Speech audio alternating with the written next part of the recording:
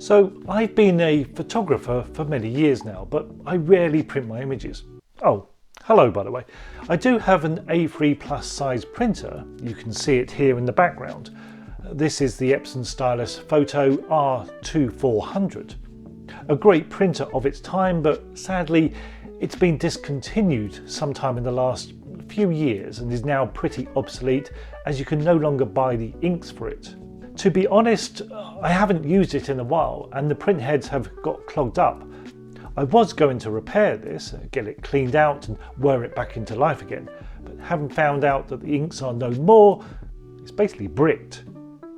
But this idea, the process of printing your images, is often seen as the logical conclusion of a photo taken. You take a picture, you edit it, you process it, and finally you print it. But does that have to be the end result? And do we need to feel guilty for not doing this? Well, one thing we can feel guilty of, you can feel guilty of, is not subscribing to E6. I flog this to you week after week and you still won't subscribe. I tell you how wonderful it is, how there is so much on offer, like the extra videos, the e-guides, the podcasts and more, and yet you still won't subscribe. I don't know how you sleep at night, how you live with that on your conscience. So if on the off chance you do feel a bit guilty, please do check out my website, do consider subscribing and just let all that guilt flow away. You'll feel so much better for it. I thank you.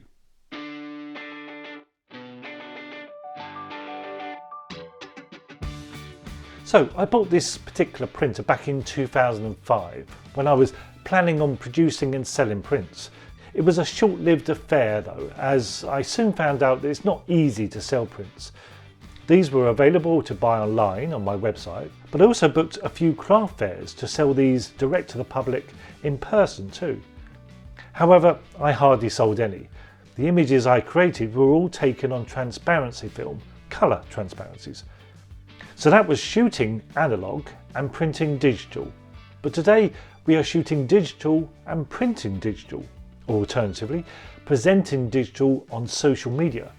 And this latter approach is often seen as an inferior way of viewing the finished result. Some feel you haven't quite finished the art process if you haven't physically printed the picture. And if this is for you, if you like the printing process, fantastic. I'm not sure what you do with all those prints, but for you, I'm sure it's just one step that's part of the whole process we call photography.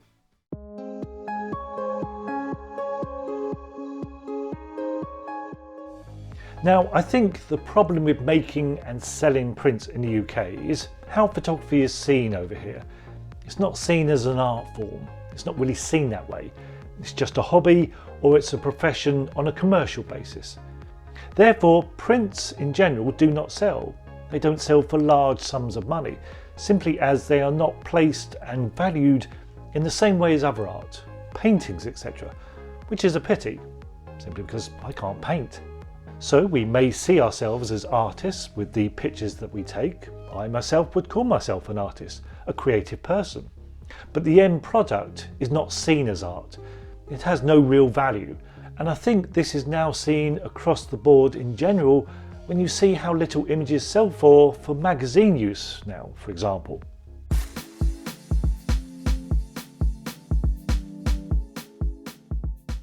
So with digital, we capture the scene digitally via the camera sensor, and this is recorded digitally to the memory card.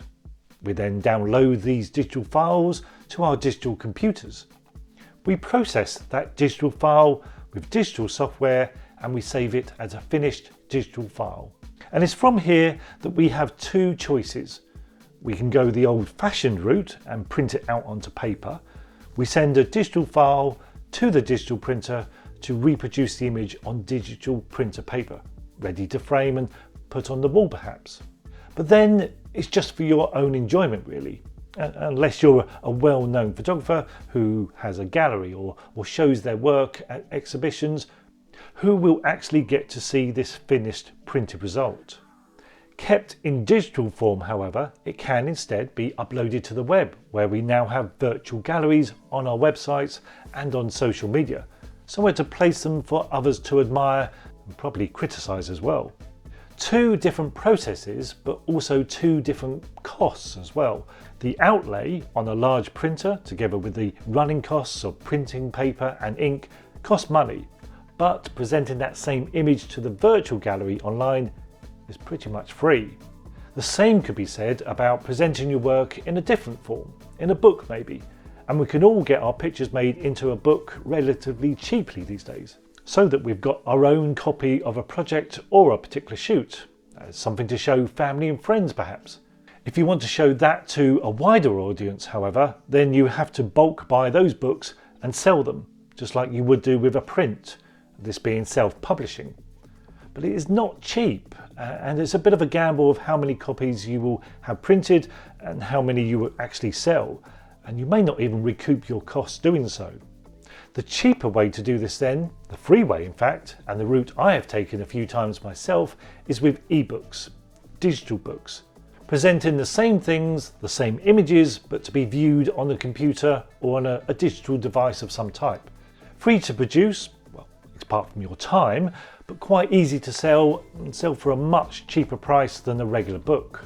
Some people are happy with that, but then I know many others would prefer the traditional book form to view the pictures. Whether or not they're prepared to pay that price for that book is another matter. Some people are, some people will pay for that, but of course it is still a harder sell.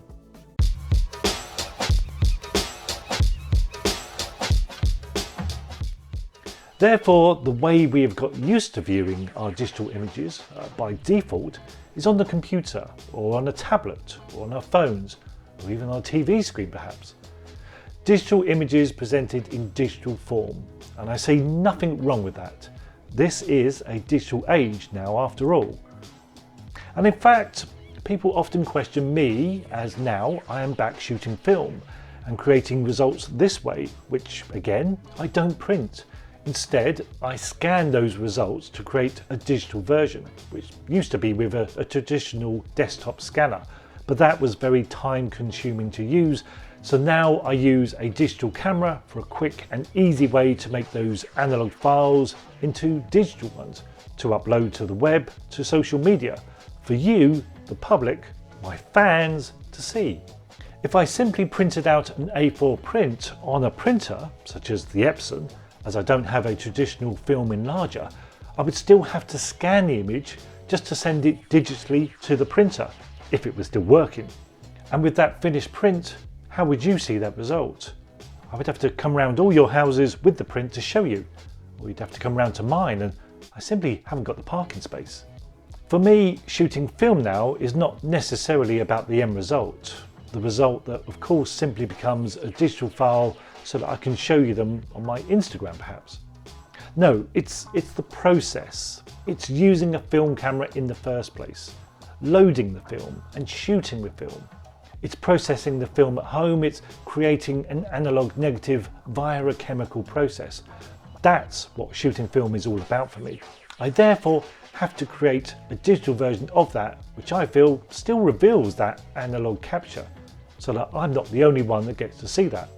And I don't have a problem with that. I don't feel I have to buy an old film enlarger to be a proper film shooter.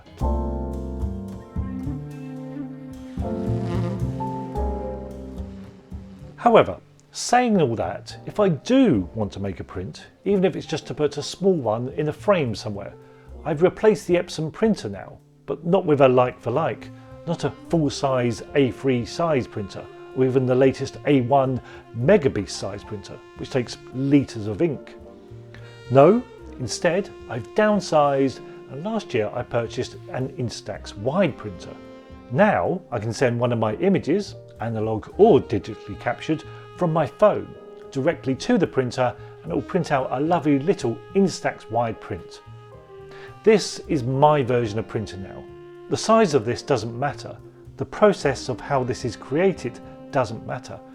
I still see my picture presented in physical form, which I think is the crux of the argument for printing, something tangible, but it's a much cheaper and much more cost-effective way of doing this. I've never been a fan of massive size prints, A3 or A1 size, and adhere to the Michael Kenner theory of printing. He is a master of his craft and still captures analog images with his Hasselblad camera, but always prints his work at a maximum size of 8 by 8 inches, and his prints do sell for thousands. That's proof to me from another photographer that size doesn't always matter.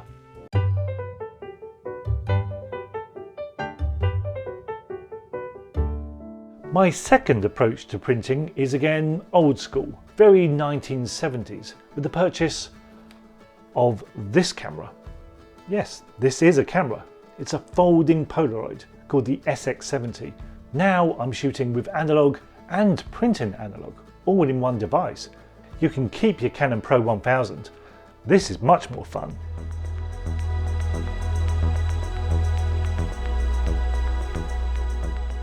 So I'm happy to present my digital images in a digital form on a screen. I'm happy to present my analog images digitally in digital form on the same screen, if this is how you get to see my art. Digital captures means digital results, and unless you have your images printed in a magazine, I don't think the end result is diminished if that result is only seen via a glossy LCD screen. Most magazines are also viewed digitally as e-mags now anyway. For those that argue the case that say printing is the only true end result, then why not make that a full analog experience? You can still do that. You can still shoot film with a film camera. You can shoot a negative image and you can process that via a full chemical process. You can then print that image the traditional way with a film enlarger and with photographic paper, and bring that result to life with a further chemical process. Maybe that's how I see printing, as the proper way, and anything else is also making compromises. So what do you think? Do you print your own work, or do you simply not see the appeal of the whole idea of printing? Is printing the obvious final outcome to a shoot, or can you simply just post your images to Instagram to have the same conclusion? Let me know in the comments below, and I'll see you next time.